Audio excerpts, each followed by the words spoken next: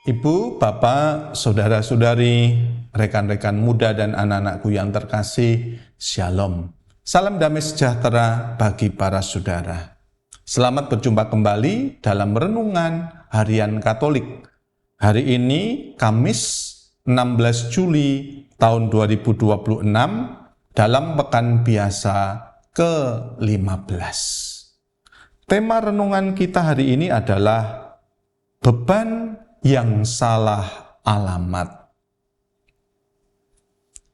Para saudara, suatu hari seorang sopir truk di jalur Pantura melihat seorang ibu tua berjalan kaki sambil memikul sekeranjang besar mangga di atas kepalanya. Karena merasa kasihan, si sopir menghentikan truknya dan mengajak ibu itu naik ke bak belakang. Si ibu dengan senang hati menerima tawaran tersebut. Setelah berjalan beberapa kilometer, si sopir mengintip ke bak belakang lewat kaca spion. Ia terkejut melihat si ibu masih berdiri tegak sambil tetap memikul keranjang mangganya di atas kepala, meskipun sudah duduk di dalam truk. Si sopir menghentikan truknya, turun dan bertanya, "Loh Bu, kenapa keranjangnya tidak ditaruh di lantai truk saja? Kan capek." Dengan polos dan penuh rasa bersalah si ibu menjawab, "Aduh Pak Sopir, Bapak kan sudah baik banget sama saya, mengangkut saya. Saya nggak enak karena truk Bapak juga harus menanggung beban mangga saya yang berat ini. Biar saya pikul sendiri saja supaya truknya tidak keberatan." Kadang kita ini seperti ibu ini.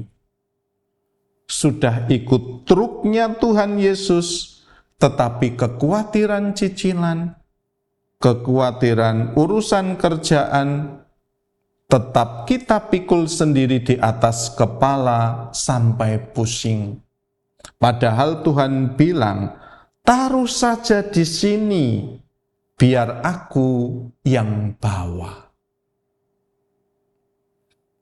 Para saudara yang terkasih, kalau kita merenungkan dua bacaan hari ini, kita dapat merenungkannya beberapa hal. Yang pertama, letih lesu berbeban berat adalah status kita. Yesus sangat tahu kondisi kita. Kalimat, "Datanglah kepadaku, kamu semua yang letih lesu," itu seperti undangan khusus buat kita. Tua di jalan karena macetnya di Tomang, Casablanca, atau tol dalam kota.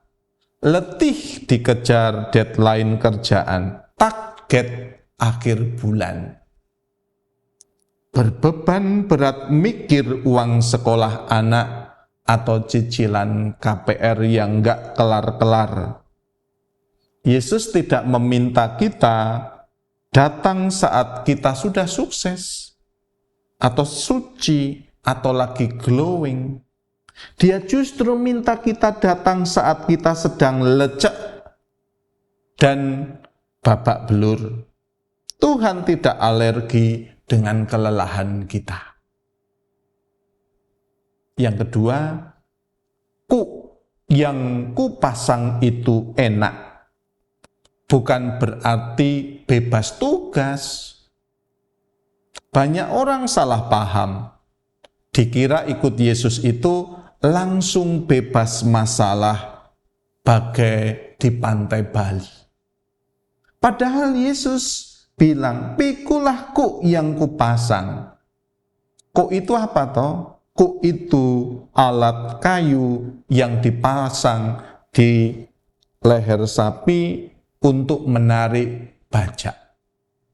Bedanya, kuk zaman dulu itu dipasang untuk 2 ekor sapi atau kerbau secara berpasangan. Sapi senior yang kuat dan sapi junior yang masih belajar. Jadi, waktu kita memakai kuk dari Yesus, sebetulnya Yesus ada di sebelah kita, menarik bagian yang paling berat. Kita tinggal jalan ikutan ritme Yesus saja. Jadi, kalau kita merasa hidup ini berat sekali, coba dicek. Jangan-jangan para saudara lagi mencoba menarik bajak sendirian. Dan Yesus malah disuruh jadi penonton di pematang sawah. Yang ketiga, para saudara, jalan yang rata di tengah lubang kehidupan.